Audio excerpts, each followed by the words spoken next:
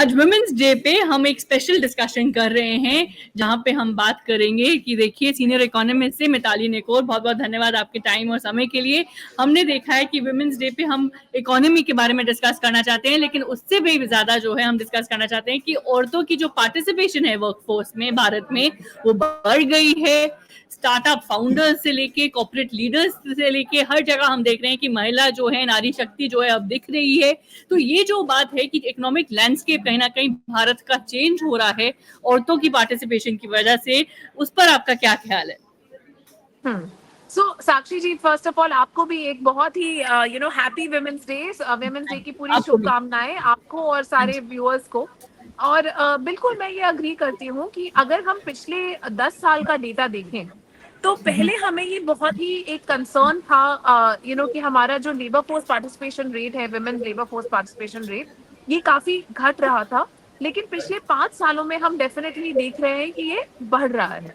अब जो ये बढ़ रहा है वो सबसे ज्यादा जो श्रेणी है, जो सेगमेंट है जिसमें ये बढ़ रहा है, वो है सेल्फ एम्प्लॉयमेंट यानी एंटरप्रेन्योरशिप जिसको हम कहते हैं, कि आप अपना खुद का एक बिजनेस लगा दो। ऑफ कोर्स एक ये जो कैटेगरी है, ये ऐसी कैटेगरी है जो इतनी सेफ्टी नहीं रहती, इसमें कोई जॉब सेफ्टी है ना, अपना ही सारा मेहनत है, अपनी सारी काम है। मैं भी एक एंटरप्रेन्योर हूँ और मुझे पता है कि कितना मुश्किल होती है ये जर्नी। लेकिन हमारे देश में बहुत सारी औरतें ऐसी हैं जो इस जर्नी पे आ गई हैं।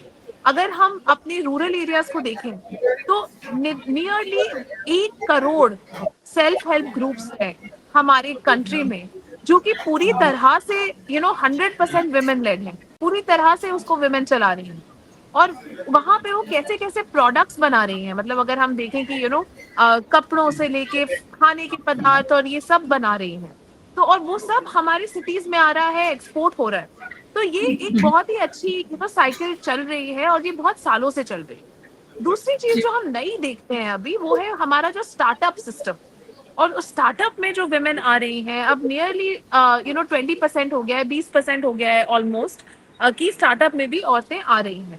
लेकिन हाँ, इसमें भी हमें और औरतों की बहुत जरूरत है। मैं ये नहीं कह रही हूँ कि हमने ऑलरेडी हमारी कोई इक्वालिटी अचीव हो गई है, लेकिन जो हमने स्टार्ट किया है वो भी एक बहुत ही अच्छा स्ट्रॉन्ग स्टार्ट मैं कहूंगी। जी बिल्कुल, एक मजबूत कदम है जिसे कहा जा रहा है। और जो आप बोल रहे हैं कि जो डेटा है वो पहले से कहीं बेहतर है, वो दिख रहा है हमें हर फील्ड में।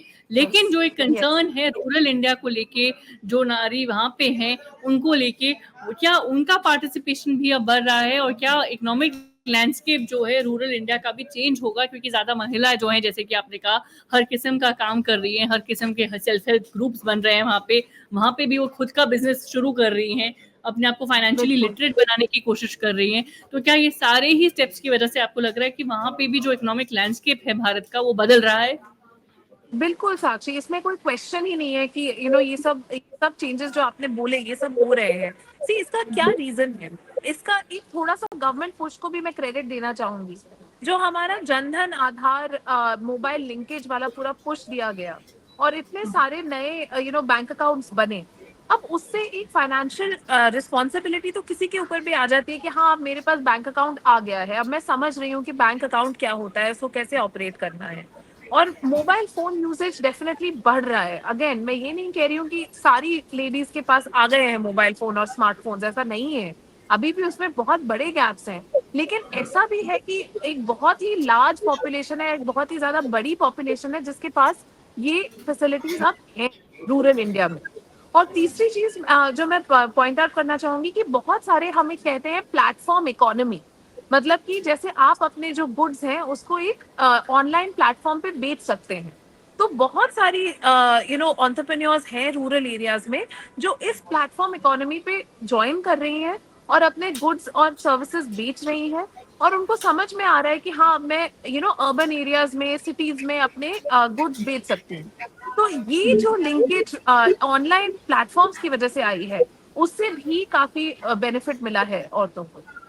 जी बिल्कुल। और जैसे कि आपने समझाया कि अभी जो डिजिटल एरा है जिसमें हम जी रहे हैं, इसमें भी जब ज्यादा औरतें जो है समझ रही हैं कैसे अपना मोबाइल फोन इस्तेमाल करें, ऑनलाइन प्लेटफॉर्म्स पर जाएं, तो उससे भी जो है सिचुएशन बेहतर हो रही है।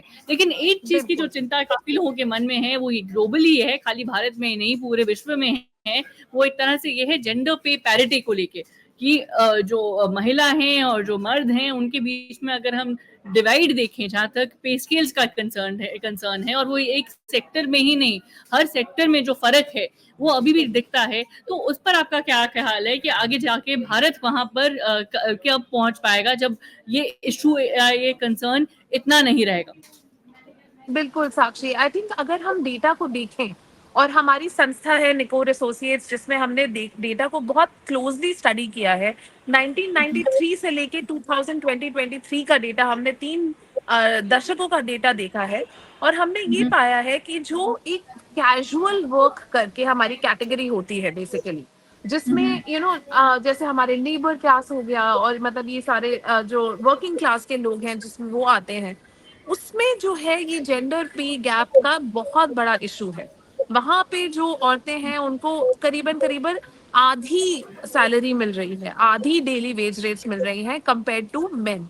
लेकिन अगर हम लोग रेगुलर सैलरीड वर्क देखें, मतलब कि जैसे अगर किसी ने कोई जॉब कर रहा है कॉर्पोरेट सेक्टर में या किसी बड़े शहर में, वहां पे ये गैप कम हो रहा है और इसको अराउंड 80% हम इसको एस्टिमेट करते हैं कि जो लेडीज की तनख्वाह है वो करीबन 80% ऑफ मेल वेज पे आ रही है। तो मतलब मेरे हिसाब से जो ये कैजुअल वर्क वाली कैटेगरी है, वहाँ एक तरह का एक्सप्लॉयटेशन हो रहा है और उसको एड्रेस करने की काफी जरूरत है।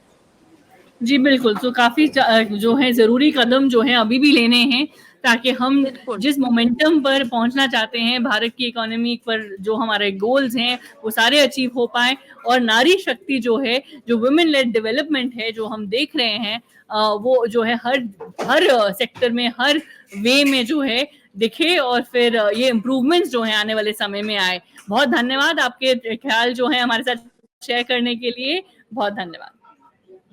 Thank you.